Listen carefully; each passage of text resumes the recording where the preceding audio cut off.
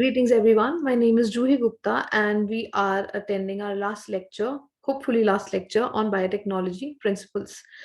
So we are starting towards the whole process now in steps, the whole process of recombinant DNA technology. तो हमने isolation of DNA पढ़ लिया कि कैसे किया जाता है and I showed you the protocol as well.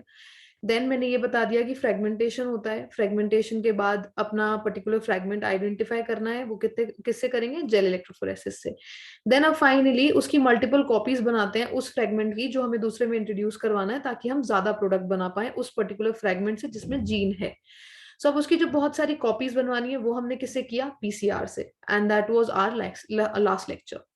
So last lecture was completely dependent or was completely based on how PCR works, how we are capable of making billion of copies of a particular fragment. And the same technique has been utilized during the RT-PCR test of your corona disease.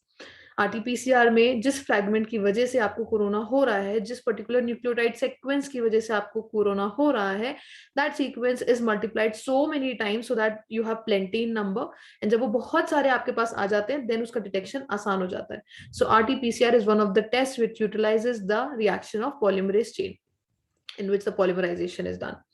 So we are on the next step, that we have the multiple copies of our gene, of our interest gene. Now we need to introduce it into the host.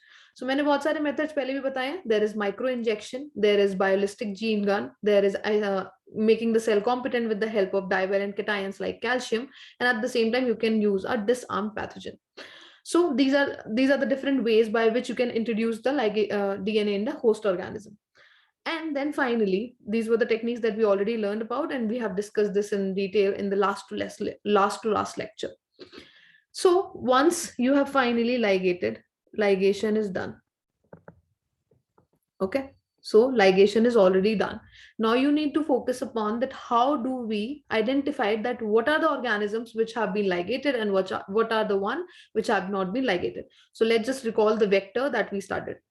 So let's suppose that this is the vector. This is the ORI site. Okay. This is the antibiotic ampicillin resistance gene. And this is the tetracycline resistance gene. And there are other restriction sites as well, which I'm not marking here right now. So the gene insertion was done in tetracycline. This was the gene of interest. Now, this gene of interest has finally rendered the tetracycline resistance gene ineffective. ये gene यहाँ पे लगी, उसकी वजह से tetracycline resistance खत्म हो जाएगा. सो ऐसे ऑर्गेनिजम्स जिनके अंदर प्रॉपरली ट्रांसफॉर्मेशन हुआ होगा, मैंने बताया था ट्रांसफॉर्मेशन क्या होता है. It is a process which involves the transfer of any material, right.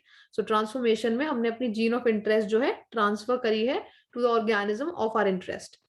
सो जिन जिन में ऑर्गेनिज्म में ट्रांसफॉर्मेशन हुआ होगा, ये नई जीन आई होगी जो हमने डालने की कोशिश करी है, वो सारे के सारे टेट्रासाइक्लिन वाली प्लेट पे ग्रो नहीं करेंगे, क्योंकि उनका टेट्रासाइक्लिन का जीन जा चुका है, उनका रेजिस्टेंस जीन जा चुका है. तो टेट्रासाइक्लिन की प्लेट पे जो जो ऑर्गेनिज्म मर जाएंगे, दोज आर योर ट्रांसफॉर्मेंट्स. बाकी जो जो जी जाएंगे उनके अंदर मतलब ट्रांसफॉर्मेशन नहीं हो पाया. So this is how we select. As I already discussed this methodology in the last lecture, this is just for your revision कि कैसे आप ये identify करते हैं कि आपने like just to explain it to you better, let's just discuss again. आपने एक डीएनए का फ्रेगमेंट लिया जिसके अंदर आपको आपकी जीन ऑफ इंटरेस्ट थी, ठीक है, ठीक है. आपने ये अलग कैसे किया था, जेल इलेक्ट्रोफोरेसिस से फाइनली सेपरेट कर लिया फ्रेगमेंट. अब देन आपने इसे एक वेक्टर के अंदर डाला, बहुत सारी कॉपीज बनाने के बाद इसकी आपने इसे एक वेक्टर के अंदर डालना था. जैसे ये वो मान के चलते हैं, this is the tetracycline resistance gene, and यहाँ पे आप इसे डालना चाहते हैं. तो जो नया वाला है वो कुछ ऐसा लगेगा. ये आपकी जीन है, ये मान लीजिए एम्पिसिलिन वाली है, और ये टेट्रासाइक्लिन रेजिस्टेंस वाली है. यहाँ पे आपने नया वाला जीन डाल दिया, कुछ ऐसा सा दिखेगा, और यहाँ पे ORI होता है. जो जो टेट्रासाइक्लिन की प्रेजेंस में ग्रो कर जाएंगे उनके अंदर मतलब ये जीन इंसर्ट नहीं हुआ. जिन जिन के अंदर हुआ होगा वो टेट्रासाइक्लिन रेजिस्टेंस शो नहीं कर पाएंगे, एंड वो टेट्रासाइक्लिन की प्लेट पे मर जाएंगे. एंड जब मैं ये कहती हूँ कि टेट्रासाइक्लिन की प्लेट मतलब एक मीडिया, एक प्लेट लेते हैं, उस प्लेट के अंदर मीडिया डालते हैं। मीडिया जो होता है it's like a nutrient, it's like a food material, खाने की तरह खाने के लिए कुछ पाउडर पाउडर देते हैं। उन पाउडर्स को वैसे exactly these are chemicals, these are carbon source, nitrogen source, अलग अलग चीजों के सोर्सेज जो है वो पाउडर्ड फॉर्म में एक सोल्यूशन में मिला देते हैं। मिलाने के बाद जब इसे प्लेट पे पोर करते हैं सॉलिडिफाई करने के लिए, मैंने पहले भी बताया था जैसे जेल बनाते हैं जेल इलेक्ट्रोफोरेसिस में, ऐसे इसको बनाते हैं। एंड देन इसके अगर अगार डाल देते हैं। अगार की वजह से ये थोड़े टाइम में सॉलिडिफाई हो जाएगा, प्लेट एकदम थिक बन जाएगी। और जब इस टब को मिला रहे होते हैं तो उसके अंदर थोड़ा सा आप टेट्रासाइक्लिन का पाउडर भी डाल देते हैं। टेट्रासाइक्लिन एंटीबायोटिक पाउडर के फॉर्म में मार्केट में मिलती है, वो पाउडर आप डाल देते हैं। एंड देन आप इस पे बैक्टीरिया डालते हैं। तो बैक्टीरिया जो जो जी जाएगा वो आपके काम का नहीं है, जो जो सर्वाइव नहीं कर पाया वो आपके काम का है, क्योंकि टेट्रासाइक्लिन की जीन खराब होनी बनती है। So this is how we finally select our transformants from non transformants.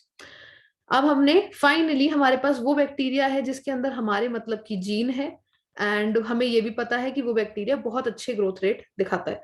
अब हमें करना है next step called as obtain the product. हमने जीन किसकी डाली थी, हमने एग्जांपल शुरू किया था, जीन है बायोप्लास्टिक बनाने की। तो अब हमें बायोप्लास्टिक चाहिए। हमने कमर्शियल जीन डाली थी जिसको हम कमर्शियली यूज कर सकते हैं उस प्रोडक्ट को। तो फाइनली अब हमें उस जीन का प्रोडक्ट चाहिए। प्रोडक्ट कैसे ऑब्टेन किया जाता है, यही सेम चीज, मतलब अब इस पर्टिकुलर बैक्टीरिया जिसके अंदर ये जीन आ चुकी है उसको कल्चर करेंगे, उसे ग्रो करवाएंगे। ग्रो करवाने के बाद वो आपको प्रोडक्ट दे देता है। ग्रो करवाने के लिए बहुत से तरीके होते हैं। So now we are going to discuss that topic.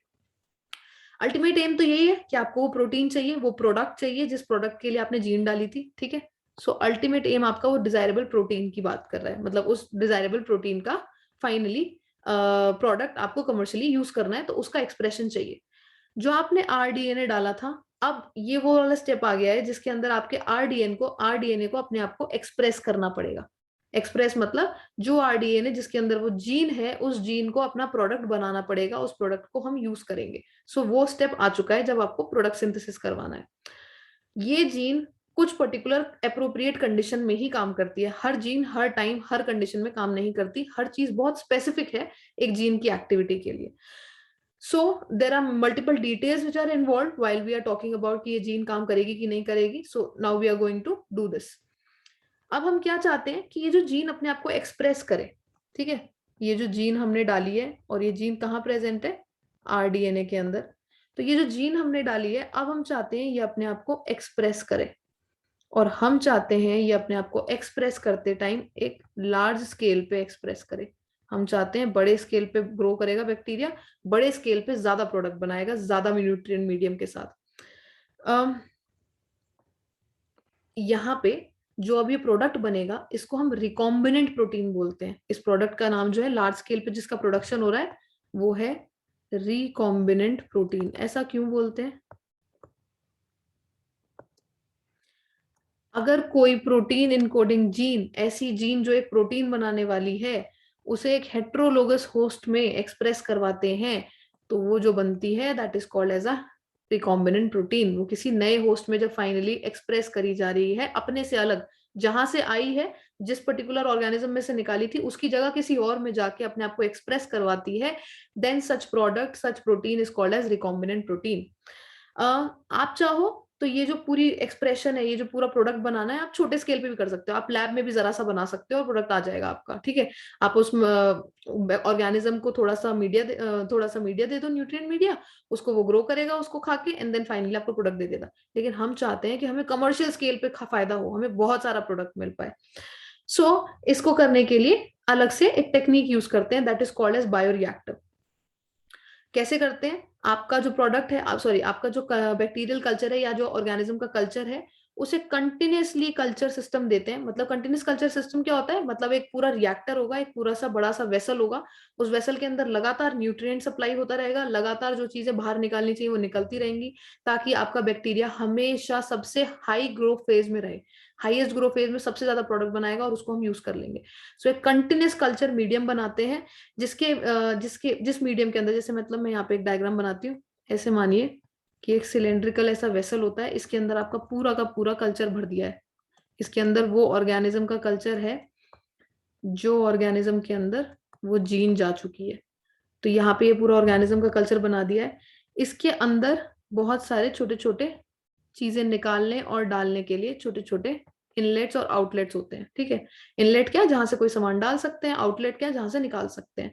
तो इसमें से लगातार पुराना मीडियम, यूज मीडियम, जिसके अंदर अब न्यूट्रिएंट कम होते जा रहे हैं, कार्बन कम होता जा रहा है, नाइट्रोजन कम होता जा रहा है, क्योंकि वो बैक्टीरिया खा रहा है, तो वो यूज मीडियम एक तरफ से बाहर निकाल लेते हैं, एक्सक्रीट कर लेते हैं, वो आउटलेट से निकाल लिया जाएगा। एंड फ्रेश मीडियम दूसरी तरफ से लगातार ऐड करते रहते हैं, ताकि जो बैक्टीरियल सेल्स हैं वो हमेशा एक्टिव स्टेज में रहे। अगर न्यूट्रिएंट कम हो जाएगा तो थोड़ी देर बाद आपका बैक्टीरियल सेल मर जाएगा एंड देन फाइनली आपको प्रोडक्ट नहीं देगा। तो हम चाहते हैं वो लगातार ग्रोथ वाले फेज में रहे, लगातार मल्टीप्लाई करता रहे, लगातार सेल डिवीजन करता रहे और लगातार अपने आप को ग्रो करवाता रहे।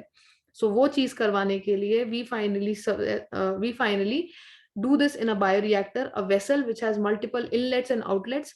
आउटलेट से तो आप यूज मीडियम निकाल लोगे, इनलेट से फ्रेश मीडियम डालते रहोगे। एज वेल एज कुछ और भी चाहिए, अगर बैक्टीरिया को ग्रोथ के लिए ऑक्सीजन की सप्लाई चाहिए, ऑक्सीजन दोगे। CO2 ज्यादा हो रहा है, निकालना है, निकाल लोगे। पीएच मेंटेन नहीं हो रहा, पीएच मेंटेन करने के लिए कुछ केमिकल डालना पड़ रहा है, वो डालोगे। सो इस पूरे कल्चर को बड़े लेवल पे मेंटेन करते हैं बहुत सारे मीडिया के साथ, जिससे बैक्टीरिया ज्यादा फ्लरिश करता है। ज्यादा फ्लरिश करता है कौन से फेज में, एक्टिव, लॉग और एक्सपोनेंशियल फेज में। मैंने ये बताया था, नॉर्मल एक बैक्टीरिया की लाइफ साइकिल में सबसे पहले लैग फेज आता है, लैग फेज, उसके बाद log phase and then stationary, फिर सीनेसेंस, ठीक है। ये कौन सा, log phase, this is lag phase, ये लॉग, ये वाला स्टेशनरी एंड ये वाला डेथ। तो आपका सबसे ज्यादा ग्रोथ होती है आपके लॉग फेज में, सबसे ज्यादा बैक्टीरिया या फिर ऑर्गेनिज्म एक्टिव रहता है अपने लॉग फेज में। तो लगातार आपके बैक्टीरिया को लॉग फेज में, या फिर उसको एक्सपोनेंशियल फेज भी बोलते हैं या एक्टिव फेज भी बोलते हैं, इस फेज में, ये वाला जो फेज है, इस फेज में लगातार रखने की कोशिश करी जाती है। इस फेज में लगातार रखने की कोशिश करते हैं ताकि ज्यादा से ज्यादा बैक्टीरिया जिंदा रहे और काम करता रहे। इससे ज्यादा से ज्यादा बायोमास बनता है। ज्यादा से ज्यादा बैक्टीरिया जिंदा रहेगा तो ज्यादा से ज्यादा बायोमास बनाता है। बायोमास मतलब कार्बन कंपाउंड बनाएगा, जिसको फर्दर प्रोडक्ट यूसेज में यूज करेंगे, ठीक है। हर ऑर्गेनिज्म कार्बन से तो बना ही हुआ है, सो बायोमास उसका एग्जैक्टली अगर काम करे तो उसके अंदर मैक्सिमम अमाउंट ऑफ कार्बन होता है। तो हर ऑर्गेनिज्म का कुछ बायोमास होता है, कुछ ना कुछ बायोमास बनाता है हर ऑर्गेनिज्म, उसका जो बायोमास होता है जिससे वो बना हुआ है, एग्जैक्टली आप खुद समझ सकते हो, बायोमास, बायोलॉजिकल मास। फाइनली आपको इससे प्रोटीन मिलता है, उस बायोमास से नया प्रोटीन मिल जाता है।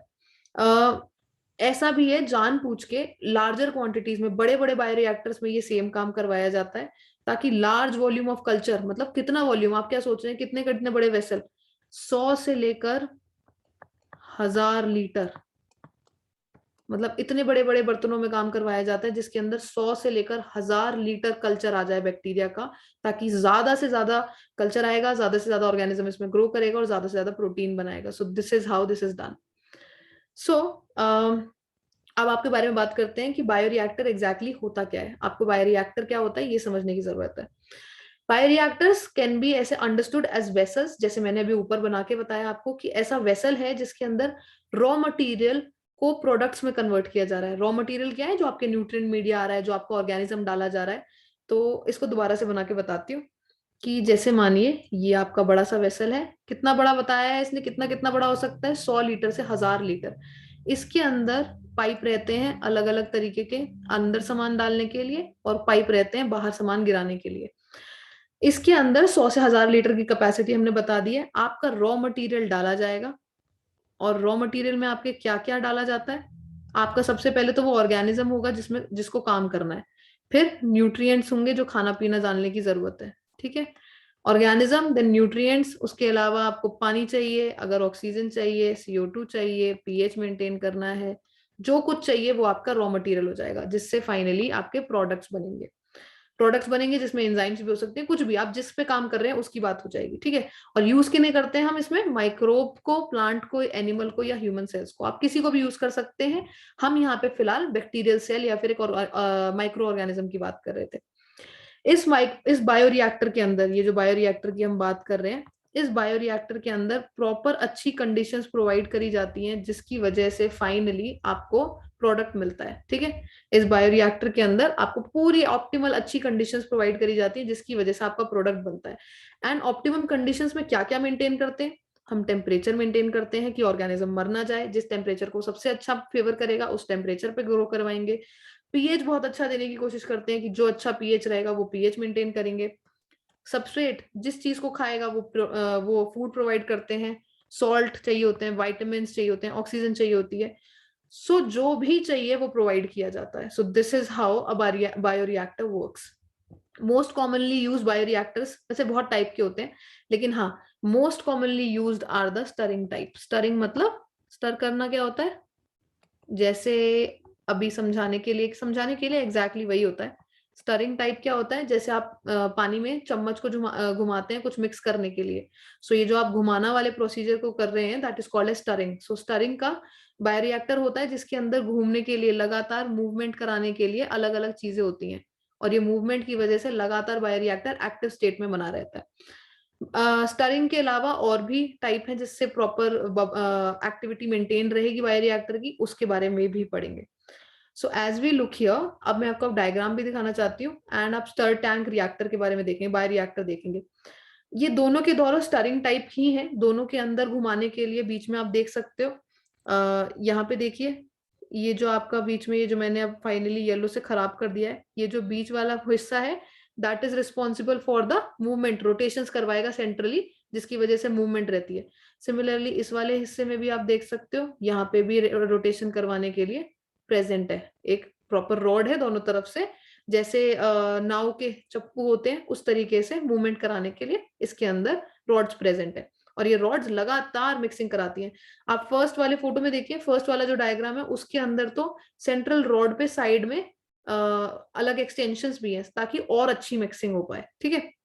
दूसरे वाले में भी स्टरिंग टाइप ही है, लेकिन वो स्पार्जर, वो बबल्स की बात कर रहा है, वो 2 मिनट बाद बताएंगे। पहले सबसे पहले स्टरिंग टाइप देखेंगे कि एक स्टीयरिंग टाइप का मतलब जो नॉर्मल घुमाने वाला बायोरिएक्टर है वो कैसा होता है। सबसे पहले जो जो लिखा है वो डायग्राम में शो करते जा रहे हैं, और वो प्रॉपरली आपको दिखता जाएगा, उस चीज को मेंशन करेगा। एक स्टर टैंक रिएक्टर जो होता है वो सिलेंड्रिकल इन नेचर होता है, सिलेंडर तो आपको दिख ही रहा है, सिलेंड्रिकल शेप है, और कर्व्ड बेस है, नीचे की तरफ से ऐसा कर्व बेस है, ठीक है, ऐसे कर्विंग करवा रखा है, ठीक है। सो कर्व्ड बेस होता है और सिलेंड्रिकल इन नेचर होता है। ये ऐसा क्यों है, सिलेंड्रिकल रखने की कोशिश कर रहे हैं और बेस जो है वो ऐसा कर्व जैसा बना दिया है, इसलिए क्योंकि इस वाली कंडीशन में सबसे अच्छी मिक्सिंग हो पाएगी। सो इस वजह से उसे फ्लैट ना रख के आपके बेस को कर्व दे दिया गया। स्टरर फैसिलिटेट्स, जो स्टरिंग है, जो बीच में घूमने के लिए प्रोसीजर के लिए रॉड दी हुई है, घूमने के प्रोसीजर की वजह से लगातार मिक्सिंग अच्छी होती रहती है, कोई भी चीज बैठती नहीं है। जैसे आप देखिए कि अगर आपने किसी पानी के अंदर चीनी घोली, एंड जितनी चीनी नहीं घुली होगी वो थोड़ी देर में पानी के अंदर नीचे बैठ जाती है। तो ऐसा ना हो, जो भी हम सप्लाई कर रहे हैं वो कायदे से सब जगह पहुंचता रहे, इस वजह से स्टरिंग करी जाती है। सो स्टरिंग की वजह से मिक्सिंग, ऑक्सीजन की अवेलेबिलिटी सब बहुत अच्छे से हो पाता है। So this is why stirring is done. Mixing एक चीज की नहीं, सबकी जो चीज है वो बैक्टीरिया को इवनली मिलती रहे, ऐसा नहीं कि कोने में जो बड़ा बैक्टीरिया है उसको कुछ मिल ही नहीं पा रहा, बीच वाले को सब कुछ मिल रहा है, तो सबको सब कुछ बराबर मिलता रहे, इसीलिए स्टरिंग बहुत अच्छी रहती है। इसके अलावा स्टरिंग करने के लिए मतलब घूमने, चम्मच की तरह घुमाने की जगह अगर हम इसके अंदर बबलिंग करवा दें, लगातार इसके अंदर बबल बनते रहे इस रिएक्टर, इस वेसल के अंदर, तो वो भी एक बहुत अच्छा तरीका होता है मिक्सिंग इंश्योर करने का, एक्टिविटी इंश्योर करने का। सो आप अगर आप दूसरे वाले फेज में देखोगे, जो दूसरी वाली इमेज है, ये सेकंड वाली इमेज जो है, इसमें आप देखोगे तो इसके अंदर आप बबल्स उठ रहे हैं, आप देख रहे हो इसके अंदर, मतलब उतना इफेक्टिव वाला स्टरर नहीं लगा हुआ जिसके अंदर इतने सारे एक्सटेंशंस थे लेफ्ट वाले में।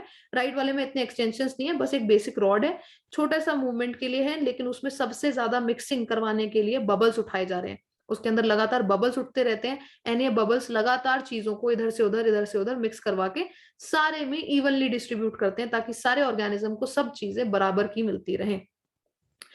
आपने ये देख लिया कि आपको सबसे पहले इसके अंदर एक मिक्सिंग सिस्टम तो है ही, मिक्सिंग सिस्टम मतलब एजिटेटर सिस्टम, जो हर चीज को लगातार एक्टिविटी में रखेगा। ऑक्सीजन डिलीवरी सिस्टम, अगर आपको ऑक्सीजन चाहिए तो ऑक्सीजन कैसे मिलती रहे, इस चीज के लिए भी ध्यान रखा जाता है, ठीक है। इसके अलावा there is a foam control system. जब बहुत ज्यादा कोई चीज घुमाते हैं, जैसे मान लीजिए कि आप किसी पर्टिकुलर सोल्यूशन, मतलब किसी आप पर्टिकुलर, जैसे मान लीजिए दूध में देखिए, आप दूध को बहुत ज्यादा घुमाते हैं, बहुत ज्यादा उछालते उछालते हैं, तो उसकी वजह से उसके अंदर झाग बन जाते हैं, इस झाग की वजह से माइक्रो ऑर्गेनिज्म की एक्टिविटी खराब हो जाती है। तो ऐसा बायोरिएक्टर्स में भी ऐसे झाग बन सकते हैं, जिसकी वजह से परेशानी आ सकती है। So this is the area, और बाकी सारी आप चीजें देख ही रहे हैं। बाकी हम नेक्स्ट टाइम ये वाला डायग्राम दोबारा से पढ़ेंगे एंड कैसे होता है मैं दोबारा से एक्सप्लेन करूंगी। सो इसके अंदर आप बाकी सारी चीजें देख ही रहे हैं। एक टेम्परेचर कंट्रोल सिस्टम भी होता है, मैंने बताया ना हर चीज के इनलेट और आउटलेट हैं, हर चीज को मेंटेन करने के लिए इसके अंदर सिस्टम रहता है। टेम्परेचर मेंटेन करते हैं, पीएच कंट्रोल सिस्टम मेंटेन करते हैं, एंड देन उसके अलावा सैम्पलिंग पोर्ट्स भी होते हैं इसके अंदर।